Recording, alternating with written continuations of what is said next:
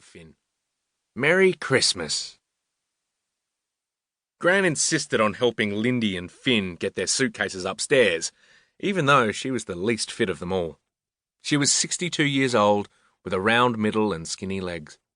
Finn had never seen her without a full face of makeup, and it was usually cakey around her bluey-grey eyes. Her silver-grey hair was always set firmly in curls. "I've put you on the pump-up mattress in your mother's bedroom. I thought the downstairs room might be a bit far at first. We've got time, and it's still a couple of weeks until Christmas, so we can move you when you're ready for something more comfortable. Don't jump on the thing. You might tear a hole." "Thanks, Mum." Lindy heaved her suitcase up onto the bed. The room was decorated with music posters and cutouts from magazines. The walls were painted uneven purple. Gran spoke as she backed out of the room. "I'll let you get settled in. There are towels for you both in the... You know where everything is." Finn flopped down on the pump-up mattress to test it. "So, here we are, little man. Back." The way his mum said back made it sound like they were leaving Gustav's forever. Lindy stepped in front of the long mirror on the wardrobe and parted her feet. She lifted her mousy blonde hair and twisted it into a knot above her head. Finn had noticed she'd started checking for grey hairs. If she found one, she'd loop it around her finger and yank it out. Lindy pursed her lips into her kissy mirror pose. She had just turned 33 and still had a young-looking, freckled roundness to her face, but there were lines at the corners of her mouth and beside her green eyes. Finn stood up and cuddled into his mum's side. He was still getting used to his new reflection. The week before, Lindy had clipped off his dreadlocks because Miss Minter had found them full of lice. Lindy squared her shoulders. "You're almost tall enough to be my brother." Finn stood as tall as he could beside her. The top of his head now almost reached her shoulder. They shared the same green eyes, but she was fairer than him.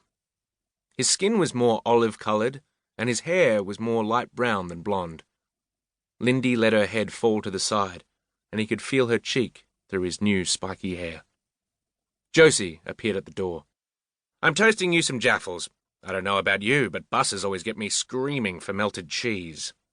Finn knew that Josie was a few years older than Gran, but she looked younger. Her eyes were bright, and they could catch you from anywhere in the room. "Thanks, Josie. It's lovely to see you." Lindy pulled her into a hug. "They'll be ready when you are." Josie darted back towards the stairs, and Finn noticed her tracksuit pants clinging to her skinny legs. Lindy shoved her suitcase aside to make space on the bed, then sat on the edge and let herself fall backwards. Finn rolled over onto the squishy pump-up, so they were both looking up at the plaster ceiling. Lindy took a loud breath in through her teeth and held it.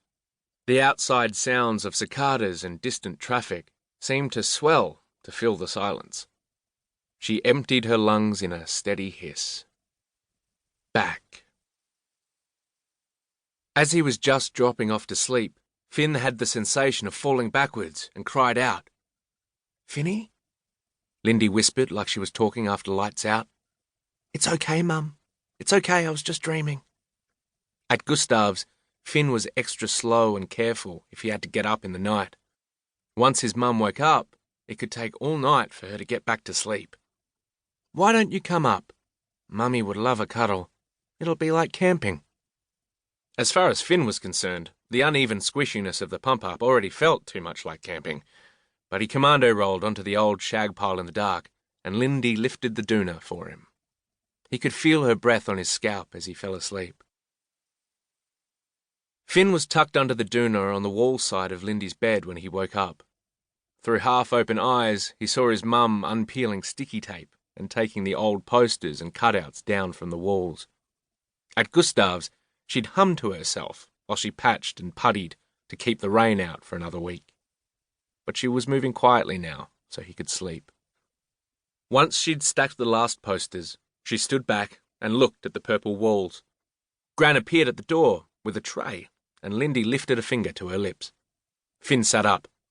"I'm awake too." "In that case..." She laid the tray down on the bedside table. There was white toast, a tea, 2 glasses of apple juice, and a mini jar of marmalade.